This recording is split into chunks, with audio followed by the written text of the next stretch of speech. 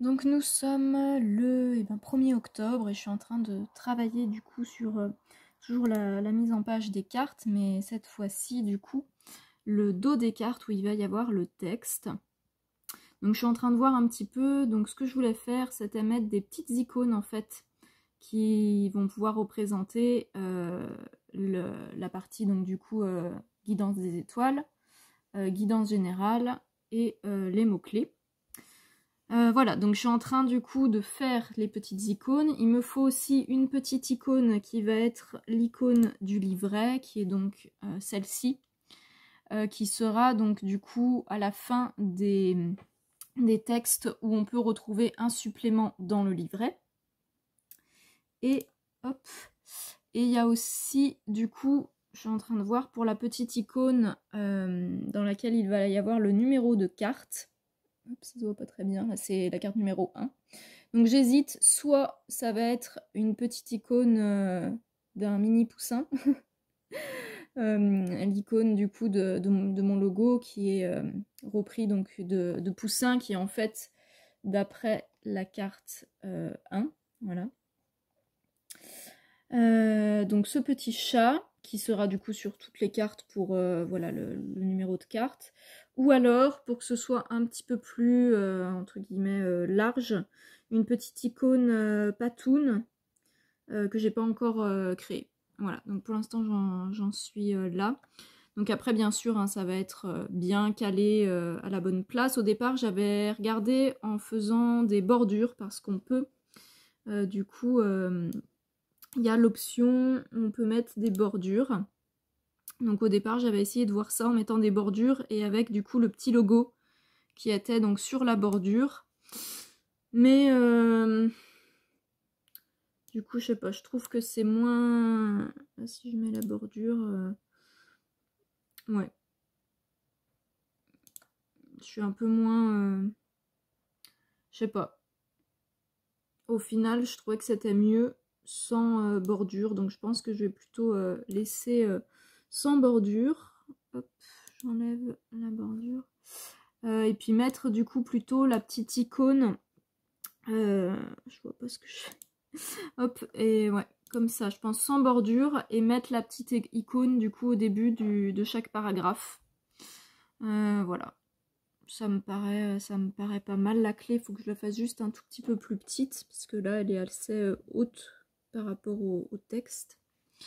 Voilà, donc je réfléchis, je vais tester du coup en mettant la patoune, mais ce qu'il y a c'est que si je mets la patoune, le petit chiffre du coup, allez fais le point, le petit chiffre qu'il y a donc du coup, ça va pas faire le point, on voit pas mais normalement il y a un petit chiffre dans le logo, la patoune, je sais pas trop comment ça va rendre, je vais réfléchir. Alors voilà du coup ce que ça donne, soit le 1 dans le petit chat, soit le 1 dans la patoune, enfin du coup le numéro. Hein. Donc là ce serait pour la carte 1, donc soit ça, soit ça. Après le seul truc, c'est que là dans la patoune, ça m'oblige à mettre une patoune du coup très grande, puisque le 1 ne peut être que dans le coussinet principal. Et pas dans les petits coussinets des doigts de pied. Alors que avec le petit chat, je peux du coup, c'est plus peut-être plus simple. Je vais voir. Après du coup, le petit chat, moi forcément qui adore les chats, et comme ce petit chat c'est fait d'après la silhouette de Poussin, voilà, moi forcément mon cœur fond. Après j'aime bien la patoune aussi, et la patoune du coup fait plus est plus générale. Après d'un autre côté je me dis que bon, cet oracle c'est ma création, c'est mon bébé, c'est fait en collaboration avec Poussin. C'est très en lien avec Poussin. J'ai fait beaucoup du coup de choix pour justement faire que cet oracle soit général. Et je me dis bah là je peux peut-être pour voilà, pour le petit symbole du numéro des cartes, me faire plaisir à moi, sans forcément penser à l'oracle en tant qu'objet commercial, quoi. Et du coup, choisir le petit chat. Je vais voir. Bon, du coup, voilà ce que ça donnerait. Alors, là, la question que je me pose, toujours par rapport à cette petite icône où il y a le numéro de carte, c'est, en fait, je sais ce que je voudrais. Ce que j'aimerais, du coup, c'est que chaque carte, parce que là, du coup, c'est la carte numéro 1, et en fait, cette silhouette de poussin, c'est exactement celle de l'illustration de la carte numéro 1. Et du coup, ce qui pourrait être chouette, c'est que chaque carte, du coup, je reprenne l'illustration, j'en fasse une petite icône à chaque fois, du coup. Petite icône, et du coup, que ça serait dans cette petite silhouette, du coup, que la petite silhouette qui est le numéro, du coup, de la carte, soit à chaque fois différente pour chaque carte, et je trouve que ça serait quand même super stylé. Après, c'est quand même un truc qui va me prendre pas mal de temps. Donc je pense que je vais faire ce soir... J'ai Bloublipus qui est là-bas, qui vient de se réveiller, ma petite chérie. Donc je pense que ce que je vais faire ce soir, c'est que je vais tester pour voir combien de temps ça me prend. Parce que comme mes dessins de base, ce sont des dessins à la tablette, et que j'ai bien gardé du coup tous mes procédés de calque, c'est-à-dire que enfin bref, en gros, du coup, potentiellement, ça pourrait peut-être me prendre moins de temps que prévu de faire ça.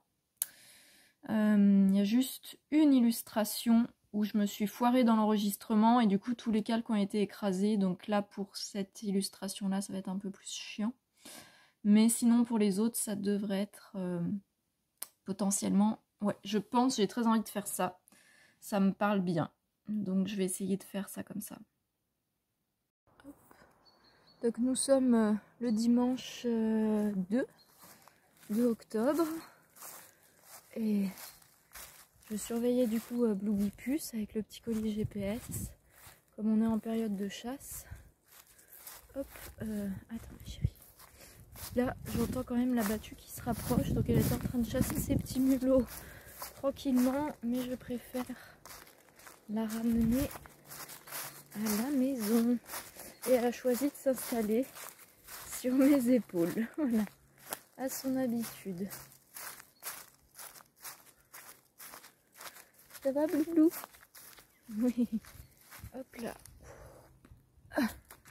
Passer sous la clôture. Les chevaux. Ma petite Blue. Tellement mignonne cette Blue.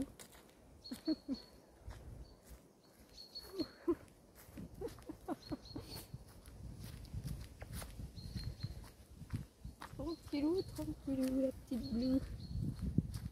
Ça va plus.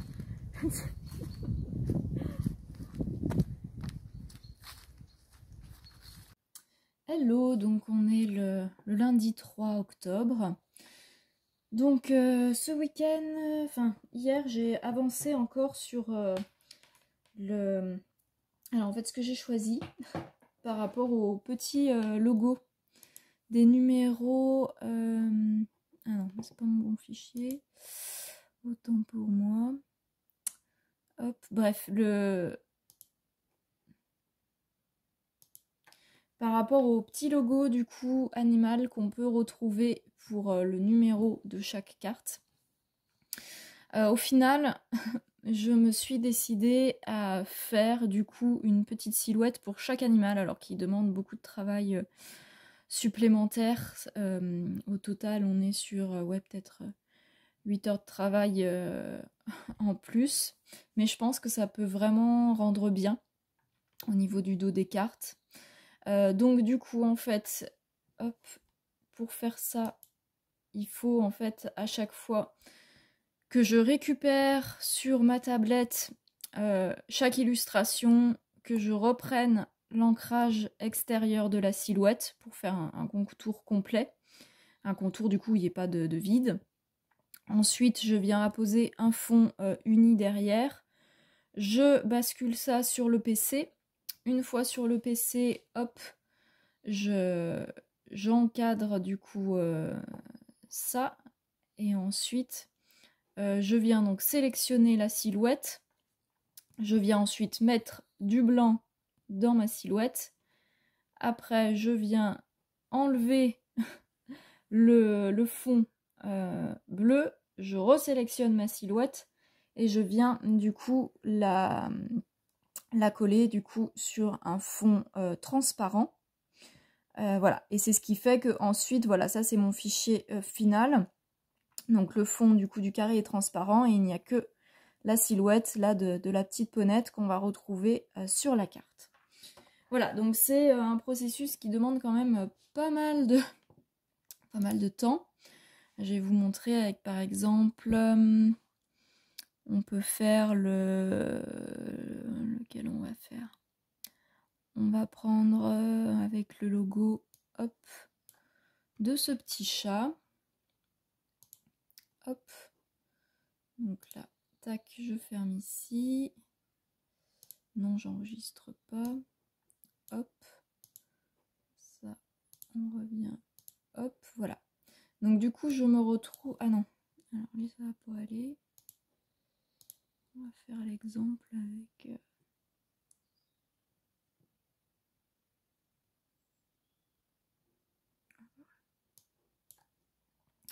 On va faire l'exemple avec le poisson.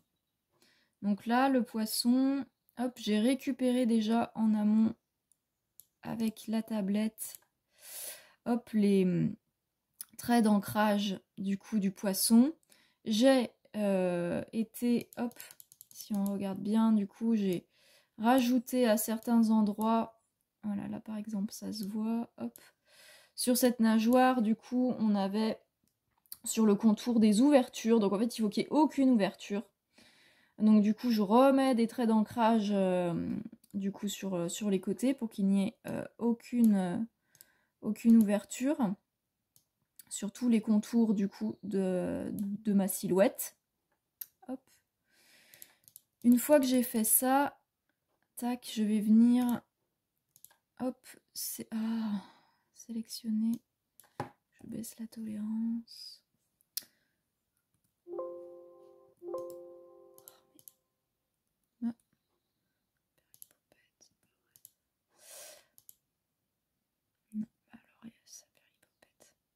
Bon, bah là, par exemple, voilà. Normalement, j'ai fait mes... C'est pas normal parce que ça devrait entourer que le contour du poisson. Donc, c'est qu'il y a un endroit où il y a une ouverture. Et là, du coup, c'est le truc chiant parce qu'il va falloir que je retrouve où est-ce qu'il y a l'ouverture, une ouverture pour venir la fermer. Alors que pourtant, je suis en... Normalement, ça devrait pas faire ça. Ah bah c'est peut-être là. Là, on peut voir par exemple, alors il faut vraiment... C'est ça qui fait que ça prend du temps. Là, par exemple, on peut voir qu'il y a une toute petite ouverture. Donc, il faut voilà, que je vienne la fermer. Donc, il faut que je vérifie de partout, sur tous les contours, qu'il n'y a pas d'autres ouvertures. Et pourtant, ça... J'ai vraiment essayé de faire attention quand j'ai repris l'illustration à la tablette. Mais parfois, j'ai l'impression que tout est bon. Et puis en fait, quand on zoome vraiment, on peut voir qu'il y a un pixel qui fait tout foirer. Bon, on va voir si c'est bon là. Hop. Donc voilà, quand je disais que ces petites silhouettes là, ça me prenait au final quand même... Ah non, c'est toujours pas mal de boulot. Ça perlipopette. Bon bah au moins c'est bien représentatif. Hein. Là pourtant c'est bon. Je vois pas où peut être l'autre ouverture. Ah là. Voilà, bah là. Voilà, si on regarde bien, ici, on a un pixel, et c'est vraiment un pixel. Un pixel qui fait tout foirer. Donc on va venir, voilà, boucher le vide. Bon, là voilà, ça c'est quelque chose que j'avais rebouché déjà de base. Bon, je pense que ça devrait être bon là. J'espère qu'on est bon. Oui, voilà. Normalement, là, donc on voit que ça ne détourne que autour du poisson. Donc ensuite, je vais inverser la sélection pour que ça me sélectionne. Là, en fait, ça sélectionne uniquement le poisson. Et donc tout ce que je vais faire sur le dessin, ça va venir être fait uniquement sur le poisson.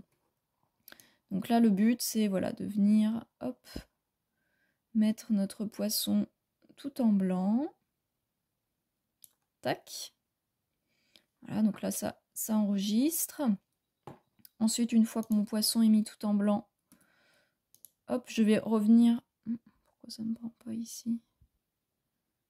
Un problème là. Ça me prenne ça aussi. Voilà. Donc là, ça me prend ma silhouette du poisson. Donc je refais une inversion. Et là, cette fois, je viens supprimer.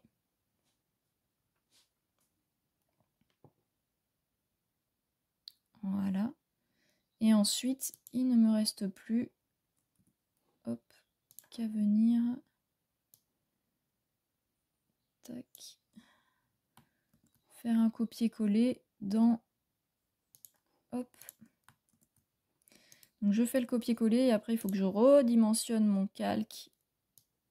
Parce que du coup mon poisson est beaucoup plus gros. Mon poisson de base est un fichier très précis. Donc il est beaucoup plus gros que le fichier dans lequel, comme les petits logos vont être vraiment tout petits. Hop. Tac. Alors je me doute qu'il doit avoir moyen de faire tout ça plus rapidement. Et voilà, donc une fois qu'on a ça, on valide. Et ensuite, il ne reste plus qu'à faire l'enregistrement. Et donc, je l'enregistre sous le format GIF. Hop, donc le poisson, c'est la carte 26. Hop, et donc je valide. Voilà, et le format GIF, ça me permet de garder la transparence de l'arrière-plan. Et voilà, donc c'est fait pour le poisson. Et donc, il faut que je fasse ça pour tous donc les 38 cartes, quoi. Donc j'ai déjà commencé, voilà, l'âne, le petit chat cosy, la chèvre, le chien, le petit cochon d'Inde, voilà. Donc il y en a qui vont plus vite que les autres, ceux où il n'y a pas d'erreur, du coup, quand je suis pas obligée d'aller rechercher sur le contour, là où il y a une ouverture, bah forcément ça va un peu plus vite. Mais voilà. Et ça, c'est uniquement la moitié du travail, puisque l'autre moitié, je l'ai fait hier.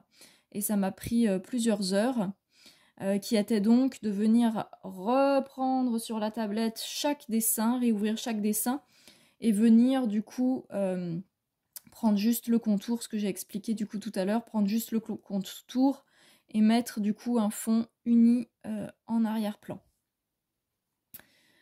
Voilà, le fond uni, ça permet du coup, quand on est avec l'outil baguette magique, que l'outil détecte bien uniquement la forme qu'on veut.